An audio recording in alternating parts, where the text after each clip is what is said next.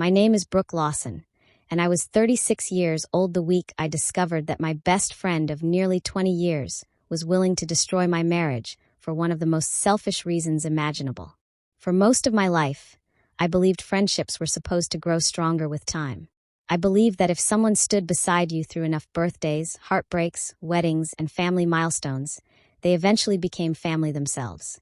That's exactly who Natalie Reed was to me. We met when we were 16 years old. I was the shy new girl who had just transferred schools halfway through the semester. Everything about my life felt unfamiliar back then.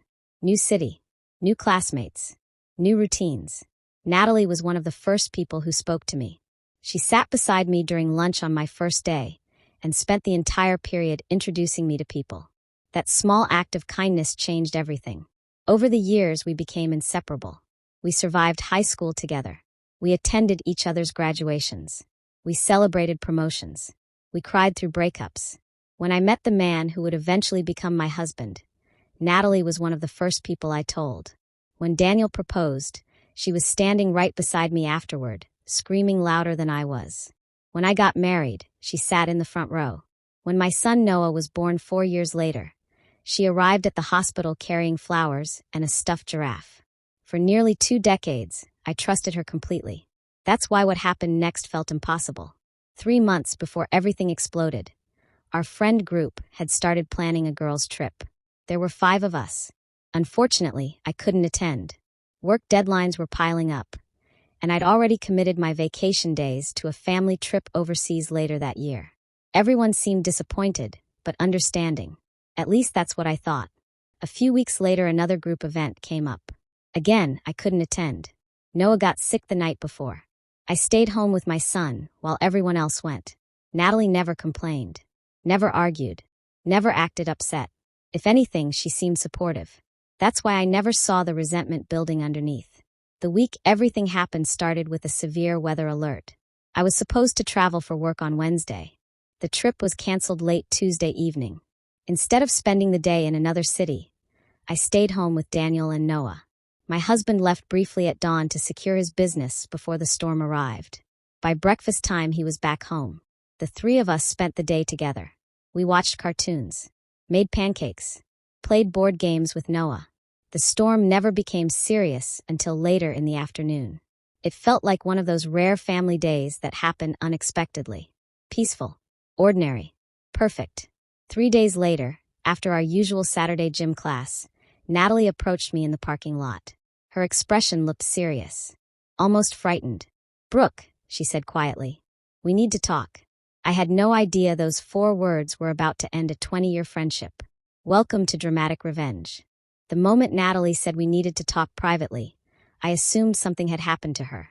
Maybe a family emergency. Maybe a health scare. Maybe a problem at work. Never in a million years did I expect what came next. We walked toward my car in silence. The parking lot was mostly empty by then. A few women from our class were loading gym bags into their trunks, while others chatted near the entrance. Natalie waited until we were completely alone before speaking. Then she took a deep breath. "Brooke, I don't know how to tell you this." My stomach tightened. "Tell me what?" She looked down at her hands. "On Wednesday, I saw Daniel with another woman." For a moment, I genuinely didn't understand what she meant. I stared at her. "What?" She swallowed. "I saw your husband." My heart began pounding. "Doing what?" Natalie looked me directly in the eyes. "They were kissing." The words hung in the air between us. I felt frozen. Not because I believed her, because I immediately knew something was wrong. Very wrong. Wednesday. This Wednesday. The same Wednesday Daniel had spent the entire day at home with me. The same Wednesday our family barely left the house because of the weather alert. I didn't react right away. Instead, I started asking questions. "What day exactly?" She frowned. "Wednesday. This week." "Yes." "What time?" "Around 11. I stared at her. 11 o'clock. At 11 o'clock, Daniel had been sitting across from me at our kitchen table drinking coffee, while Noah colored dinosaurs beside us. I remembered it clearly. Still, I kept going. "You're absolutely sure?" "Yes." 100% sure? "Brooke, I know what I saw." Her confidence never wavered. If anything, she became more detailed. She described a blonde woman. Tall, beautiful, perfect hair, perfect makeup. The kind of woman who looked like she belonged on a magazine cover. Then she added something that made my blood run cold. Noah was in the back seat. I blinked. What? He was there. She shook her head dramatically. I couldn't believe Daniel would do that in front of your child. Now I wasn't confused anymore. I was angry. Because Noah hadn't been in any car that morning. He had been sitting in our living room wearing superhero pajamas while eating cereal and watching cartoons. I knew exactly where my son had been. I knew exactly where my husband had been. And suddenly I realized Natalie was lying. The problem was that I couldn't understand why. I gave her one last chance. Natalie. My voice was calm. Think very carefully. I am. Because Daniel was home with me all day Wednesday. The color drained from her face. For the first time, she looked nervous. She opened her mouth, closed it, then quickly said, "Maybe I mixed up the days." There it was. The first crack. Only seconds earlier she had been completely certain. Now suddenly she wasn't. I crossed my arms. What day was it then? She hesitated. Monday. Another lie. And I knew it instantly. Monday was even easier to disprove. Noah had been in daycare. Daniel had eaten breakfast with me during my work break. The timeline made absolutely no sense. Natalie kept talking. But the more she explained, the less believable her story became. By the time she finished, I wasn't listening anymore. I was looking at the woman I'd trusted for 20 years and wondering who she really was. Because whoever was sitting across from me now felt like a complete stranger. And deep down, I knew this conversation was only the beginning of something much bigger. I drove home from the gym in complete silence. The radio was off. The windows were up. The only sound inside the car was the hum of the engine and the constant replay of Natalie's words inside my head. I saw Daniel with another woman. They were kissing. Noah was in the back seat. The story made no sense. Not because I trusted my husband. Because I physically knew where he had been. There is a huge difference. Trust is emotional. Facts are facts. Daniel had spent that entire Wednesday with me. The weather alert had canceled my work trip. Schools and businesses were preparing for possible flooding. Daniel had gone out briefly before sunrise to check his business property and install flood barriers. By breakfast time, he was back home. I knew this because I had made pancakes that morning. I knew this because Noah had spilled orange juice on Daniel's shirt and laughed about it for 10 minutes. I knew this because we had spent most of the morning sitting in the living room watching cartoons while rain clouds slowly gathered outside. So why was Natalie lying? The question bothered me more than the accusation itself. By the time I pulled into our driveway, my stomach felt heavy. I walked inside and immediately saw Noah running around the living room with a toy dinosaur. Daniel was sitting on the floor helping him build a block tower. The sight should have comforted me. Instead, it made me feel sick. Because Natalie had tried to take this picture and turn it into something ugly. Noah ran over and wrapped his arms around my legs. "Mommy, look." He proudly showed me his dinosaur. I forced a smile. "That's amazing, buddy." Daniel looked up. "You okay?" I nodded. "Just tired." That was a lie. The truth was that my mind had entered survival mode. After dinner, while Daniel bathed Noah, I went upstairs and did something I am still embarrassed about. I searched every drawer, every closet, every jacket pocket, every email account, every device, every place where a secret might hide. I wasn't searching because I believed Natalie. I was searching because betrayal makes people irrational. Part of me needed proof. Hard proof. Something solid I could hold on to. I found absolutely nothing. No hidden phone. No secret social media accounts. No suspicious messages. No unexplained expenses. No second life. Nothing. The only strange thing I discovered was a paranormal podcast Daniel listened to occasionally. I actually laughed when I found it. For a moment I felt ridiculous. Then I felt guilty. An hour later Daniel came into our bedroom. I sat on the edge of the bed staring at the floor. He immediately knew something was wrong. "Brooke." I took a deep breath. Then I told him everything. Every word Natalie had said. Every detail she had described. Every accusation. Daniel listened without interrupting. The further I got into the story, the more shocked he looked. When I finally mentioned Noah being in the back seat, his expression changed completely. "She said Noah was there?" I nodded. He looked away. For the first time since I had known him, I saw genuine hurt in his eyes. Not anger. Not panic. Hurt. Because Natalie had not only accused him of cheating, She had accused him of exposing his son to it. And that crossed a line neither of us could understand. That was the moment we both realized this wasn't just gossip. Someone had intentionally tried to damage our family. That night neither Daniel nor I slept very much. Every time I closed my eyes, I replayed the conversation in the gym parking lot. The confidence in Natalie's voice. The detailed description. The way she looked directly into my eyes and repeated the lie over and over again. What disturbed me most wasn't that she had lied. It was how prepared she had been. This wasn't a random rumor she heard from somebody else. This wasn't a misunderstanding. Natalie had created an entire story. She had chosen a specific day, a specific time, a specific location. She had even invented a woman. And somehow she expected me to believe every word of it. Around midnight, Daniel sat up in bed. Call her. I turned toward him. What? Call her. His voice was calm. Let's hear her explain it. Part of me didn't want to. I already knew she was lying. But another part of me desperately wanted answers. So I picked up my phone. The first call went unanswered. The second call also went unanswered. By the third call, my hands were shaking. Then suddenly Natalie answered. She was crying before she even said hello. The sound caught me off guard.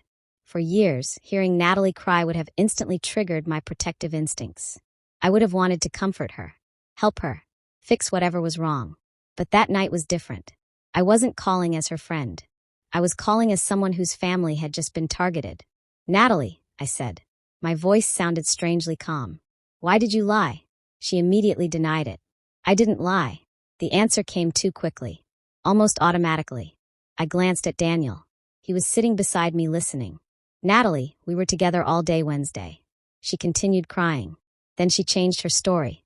Maybe it wasn't Wednesday. There it was. The first crack. Earlier she had been absolutely certain. Now she suddenly wasn't. I felt anger beginning to replace confusion. What day was it then? There was a pause. Then she said softly, Monday. I closed my eyes. Even that didn't work. Monday was impossible too. Noah had been in daycare.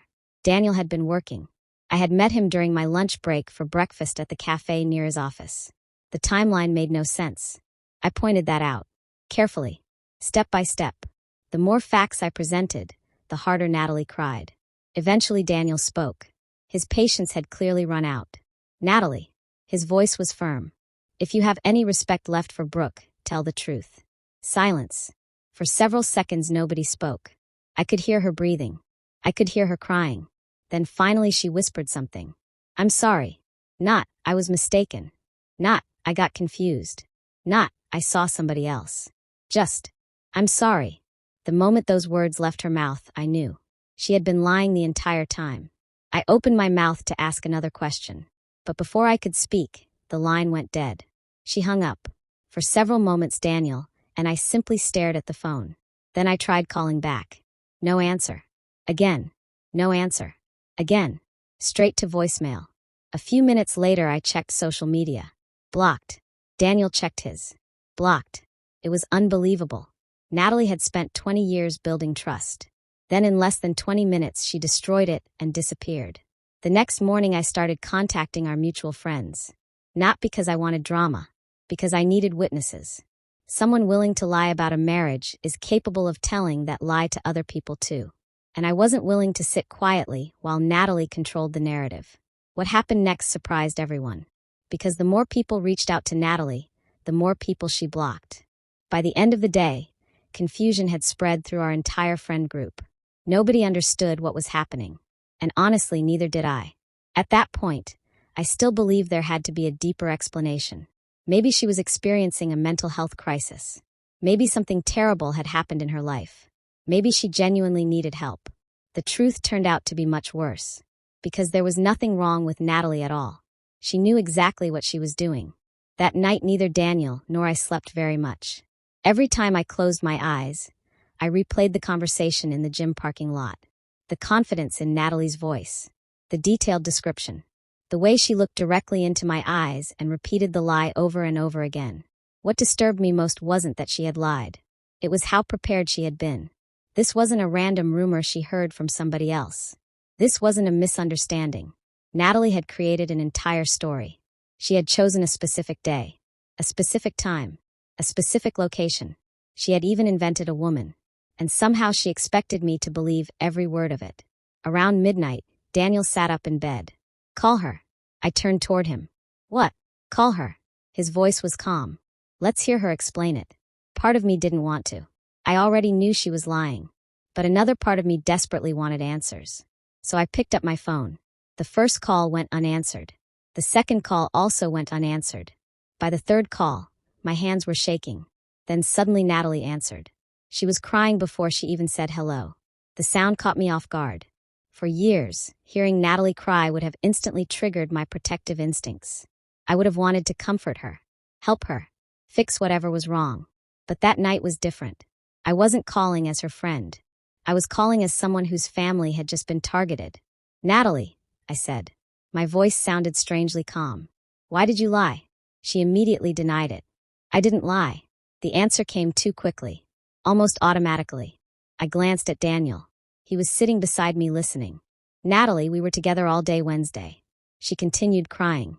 Then she changed her story. Maybe it wasn't Wednesday. There it was. The first crack. Earlier she had been absolutely certain. Now she suddenly wasn't. I felt anger beginning to replace confusion. "What day was it then?" There was a pause. Then she said softly, "Monday." I closed my eyes. Even that didn't work. Monday was impossible too. Noah had been in daycare.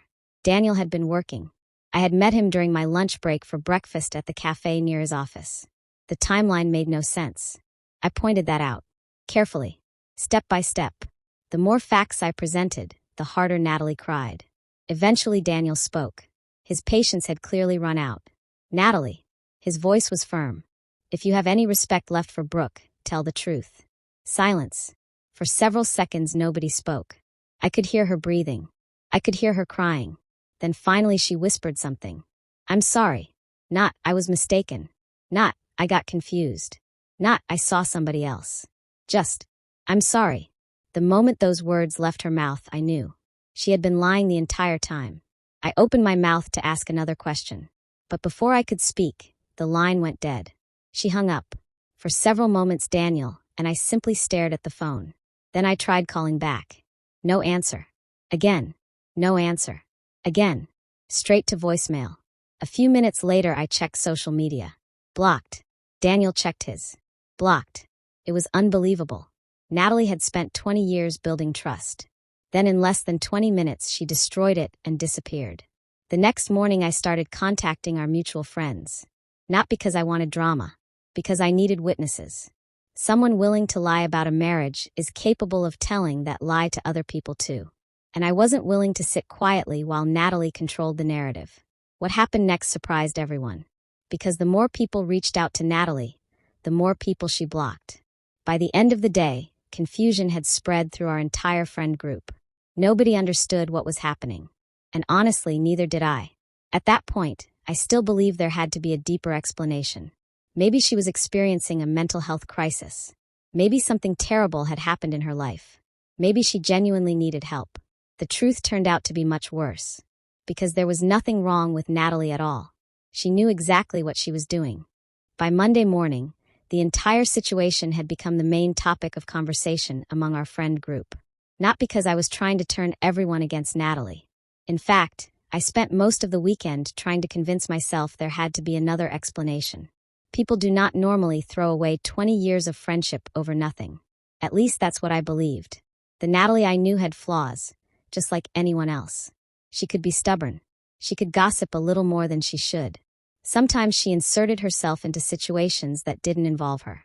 But she wasn't cruel. Or at least I never thought she was. That's why I kept looking for a reason that would make sense. Maybe she had mistaken another man for Daniel. Maybe she was under a lot of stress.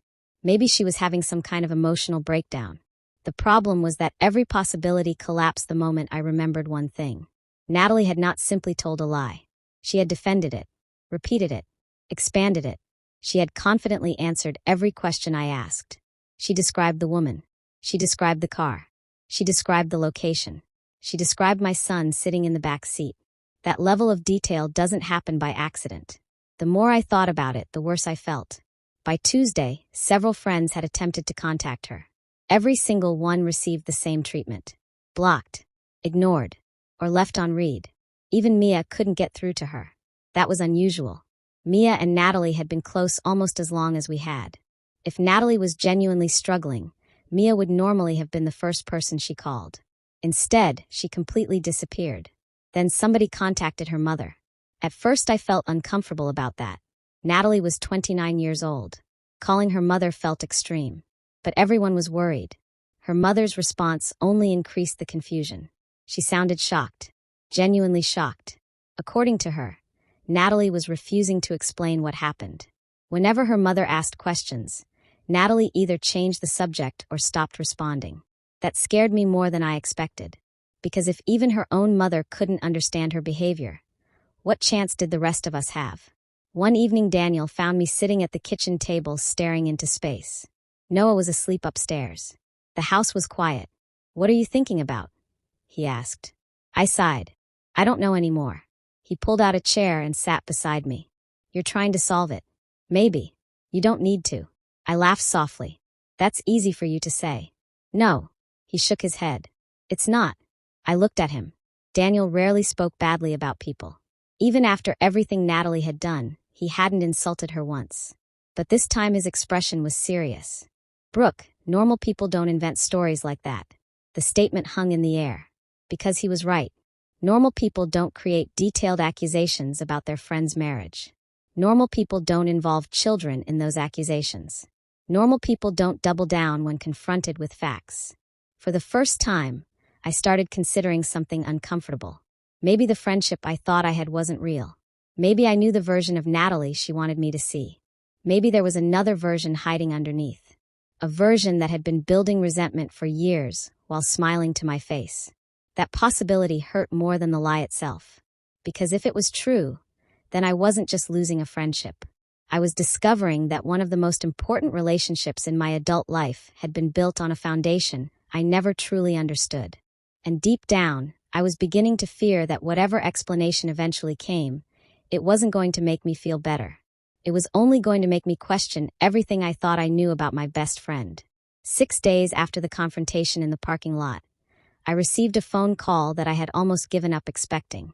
It was Natalie's mother. The moment I saw her name on my screen, my stomach tightened. For a second, I wondered if something terrible had happened. Maybe Natalie had finally admitted she needed help. Maybe she had been diagnosed with something. Maybe there really was a medical explanation after all. I answered immediately. "Hello." Her mother's voice sounded exhausted. "Brooke, Natalie is willing to talk." I sat up straight. "Willing?" "Yes." There was a pause. "She wants to explain." For nearly a week, Natalie had ignored everyone. Now suddenly she wanted to explain. Part of me wanted to refuse. Part of me wanted to protect what little piece I had managed to rebuild. But another part of me needed answers. Not because I planned to save the friendship. That possibility was already dead. I needed closure. I needed to understand how someone could look me in the eye after 20 years and attempt to destroy my family. Her mother asked if I could come over that afternoon. She also suggested bringing another friend. A buffer, she called it. The fact that she felt a buffer was necessary told me everything about how uncomfortable this situation had become. I called Mia. She agreed immediately. An hour later, we were sitting in my car outside Natalie's house. Neither of us spoke for several moments. Finally, Mia broke the silence. "You don't owe her forgiveness." "I know." "You don't owe her another chance." "I know. And if she starts lying again, we leave." I nodded. "Okay." When we entered the house, Natalie's mother greeted us at the door. She looked 10 years older than she had a week earlier. The stress was visible on her face. I suddenly felt sorry for her. None of this was her fault. She led us into the living room. Natalie was sitting on the couch wrapped in a blanket. The sight almost shocked me. Not because she looked sick, because she looked small. For years, Natalie had been the loudest person in every room. The one telling stories. The one organizing plans. The one pulling people together. Now she wouldn't even meet my eyes.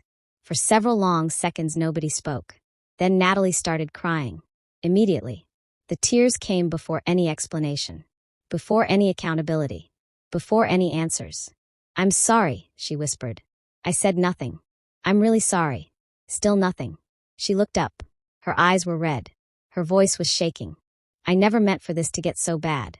That statement irritated me instantly. because she was talking as if things had somehow happened on their own, as if she had accidentally slipped and invented an affair, as if she had somehow stumbled into a detailed lie involving my husband and child. No, she chose every single word. I leaned forward. Why did you do it? Natalie looked away. Silence. I repeated the question. Why? More silence. Then she whispered something so quietly I almost missed it. I was angry. The room went completely still. I stared at her. Angry? That was it. After all this confusion? After all the theories? After all the concern? She was angry? Mia crossed her arms. About what? Natalie wiped her eyes. And finally, for the first time since this nightmare began, the truth started coming out.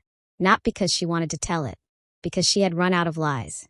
And what she admitted next was more unbelievable than anything I had imagined. Because the reason she tried to destroy my marriage wasn't jealousy. It wasn't a secret crush. It wasn't mental illness. It wasn't revenge.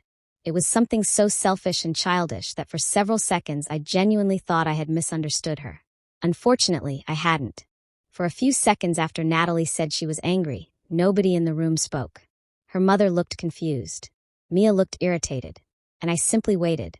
Because after everything that had happened, I wasn't interested in excuses. I wanted facts. I wanted the truth. Natalie took a shaky breath and stared down at her hands. Then she finally said it. It started with the girls' trip. I blinked. The girls' trip? She nodded. At first, I thought there had to be more. The girls' trip had been months ago. 5 of us had planned a weekend getaway together. Unfortunately, I couldn't go. At the time, Noah had been only a few months old. I was exhausted, sleep-deprived, and trying to figure out how to be a mother. Everyone seemed understanding, Natalie included. Or at least that's what I believed. I was disappointed, she said quietly. I stared at her. That's what this is about. She shook her head. No, not just that. Then she reminded me about the second trip. The one I missed because of work. That one had happened several months later. Everyone else's schedules lined up during August. Mine didn't. I had already moved my vacation days to December because Daniel and I were planning a family trip overseas with Noah. Again, I couldn't go. Again, everyone appeared understanding. Again, Natalie never told me she was upset. Instead, she smiled. She said she understood. She told me we'd do something together another time. Apparently, that wasn't true. Because while I thought we were fine, she had been quietly keeping score. One canceled trip. Then another. Then she brought up her birthday. The birthday I would miss while traveling with my family. Then she mentioned a few activities planned for January. Activities I would also miss because I would still be abroad. The more she talked, the harder it became to believe what I was hearing. My marriage had been targeted because I missed social events. Not because I treated her badly. Not because we had fought. Not because I abandoned her. Because I was busy living my life.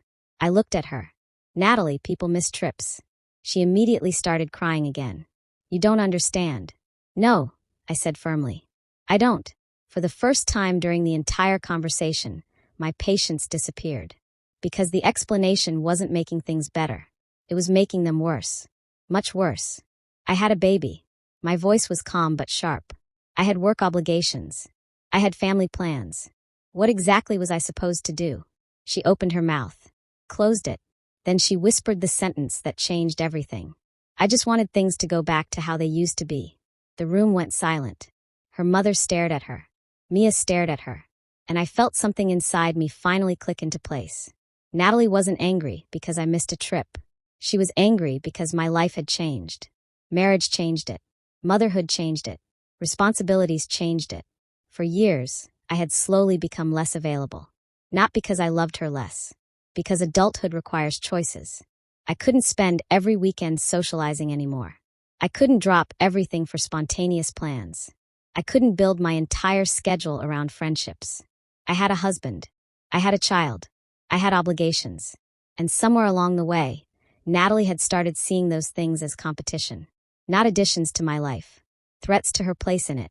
That realization was devastating. Because it meant this wasn't about one vacation. Or one birthday. Or one missed event. This resentment had been growing for years. Quietly. Patiently. Hidden behind smiles and hugs and casual conversations. And now that it was finally coming out into the open, I wasn't sure I recognized the woman sitting across from me anymore. What she admitted next would make everything even worse. If Natalie's confession had ended there, I might have walked away believing she was simply immature. Selfish, yes. Hurt, maybe. But still someone capable of understanding the damage she had caused. Unfortunately, she wasn't finished. And what came next was the moment I realized the friendship could never be repaired. Natalie wiped her eyes and took a deep breath. Then she explained what her plan had actually been. Even now, thinking about it makes me shake my head. Because it was one of the most selfish things I have ever heard. I thought if you believed Daniel cheated, you'd leave him. The words hung in the room. Nobody interrupted. Nobody spoke. We were all waiting for the rest. Natalie looked down at her hands, then continued. But because of Noah, you wouldn't be able to travel for long periods. I felt my stomach drop. Suddenly I knew exactly where she was going. And I didn't want to hear it. But she kept talking. You'd have to stay here. The room felt colder. You and Daniel would have to work out custody. My pulse started pounding in my ears. And during his custody time, she paused, then finally said it. You'd be free. For several seconds, nobody moved. Nobody spoke. I honestly thought I had misunderstood her. Surely she couldn't be saying what I thought she was saying. Surely nobody would intentionally try to break apart a family so they could have more vacation companions. But that's exactly what she meant. She looked up at me, still crying, still expecting sympathy, still acting like she was the victim. I just missed you. The words hit me harder than the original lie. Because now there was no confusion, no mystery, no hidden motive, no secret crush, no mental breakdown, just selfishness, pure selfishness. Natalie had looked at my marriage and seen an obstacle. She had looked at my son and seen a scheduling problem. She had looked at my family and calculated how dismantling it could make her social life better. Mia was the first person to react. Are you serious? Natalie flinched. You thought destroying a child's home was an acceptable solution? More tears. No answer. Natalie's mother covered her face. The poor woman looked horrified. I almost felt sorry for her. Almost. Then I remembered the image Natalie had tried to create. Daniel kissing another woman. Noah trapped in the back seat. A cheating father. A broken family. All of it carefully designed to inflict maximum damage. And suddenly any sympathy I had left disappeared. I leaned forward. Natalie. She looked at me hopefully, as if she still believed this conversation could somehow end with forgiveness. I asked one question. Did you ever think about Noah? The hope vanished from her face. Silence. I asked again. Did you think about what this would do to my son? Nothing. Not a word. She just cried. And that silence answered everything. Because she had thought about him. Of course she had. She mentioned custody. She mentioned travel restrictions. She mentioned parenting schedules. She had considered every detail. The difference was that she never cared. Noah wasn't a child in her plan. He was leverage. A tool. A piece on a chessboard. That realization hurt more than anything else she had done. Because adults hurt each other all the time. But using a child to accomplish your goals? That crosses a different line. A much darker one. And sitting there in that living room, looking at the woman I had loved like a sister for nearly 20 years, I finally understood something. The friendship wasn't damaged. It wasn't wounded. It wasn't struggling. It was dead. And there was nothing left to save. The moment I realized the friendship was dead, something unexpected happened. I stopped being angry. Not completely. The anger was still there. But it was no longer the strongest emotion in the room. What replaced it was grief. Real grief. The kind of grief you feel when something important dies. Because despite everything Natalie had done, she had still been part of my life for nearly 20 years. 20 years is a long time. Long enough to collect thousands of memories. Long enough to build traditions. Long enough to become part of someone's identity. As Natalie sat crying on that couch, I wasn't just looking at the woman who had lied about my husband. I was looking at the teenager who sat beside me on my first day of school. The friend who helped me move into my first apartment. The woman who stood beside me on my wedding day. The person who brought flowers to the hospital when Noah was born. And somehow, all of those versions of Natalie felt completely disconnected from the person sitting in front of me. That was the hardest part. Not accepting that she had done something terrible. Accepting that she had become someone I no longer recognized. Or maybe someone I had never truly known. Natalie finally looked up. Her eyes were swollen from crying. Please don't end our friendship. The words came out broken. almost desperate. For a split second, I saw fear. Real fear. Not fear of losing me. Fear of consequences. Because for the first time, Natalie was realizing that actions don't disappear once the truth comes out. Sometimes they permanently change the way people see you. I took a slow breath. Then I shook my head. No. The word sounded strange. Simple. Final. Natalie immediately started crying harder. Brooke, please. No. Again. This time stronger. She tried to explain. Tried to apologize. Tried to tell me she never expected things to go this far. But every sentence only made things worse. Because things had gone exactly as far as she intended. She wanted me to believe Daniel cheated. She wanted me to question my marriage. She wanted me to stay behind while everyone else traveled. The only reason her plan failed was because she made one mistake. She forgot to check where I was that day. If my work trip had actually happened, I might never have discovered the lie so quickly. That realization chilled me. Because it meant Natalie had not merely been selfish. She had been calculating. The more I thought about it, the worse it became. She had selected a believable scenario. A day she knew I was supposed to be away. A location near Daniel's workplace. A detailed description. A carefully crafted story. This wasn't a random emotional outburst. It was preparation. And if she was willing to prepare a lie like that once, how could I ever trust her again? I couldn't. The answer was simple. Trust doesn't disappear because someone makes a mistake. Trust disappears when someone makes a choice. Natalie chose to lie. She chose to continue lying. She chose to involve my husband. She chose to involve my child. She chose all of it. Eventually, I stood up. The conversation was over. Natalie looked at me one last time. Still hoping. Still waiting. Still believing there might be a path back. There wasn't. I looked directly at her. Then I said the only thing left to say. Never contact me again. The room fell silent. And with those 4 words, a friendship that had lasted almost 2 decades finally came to an end.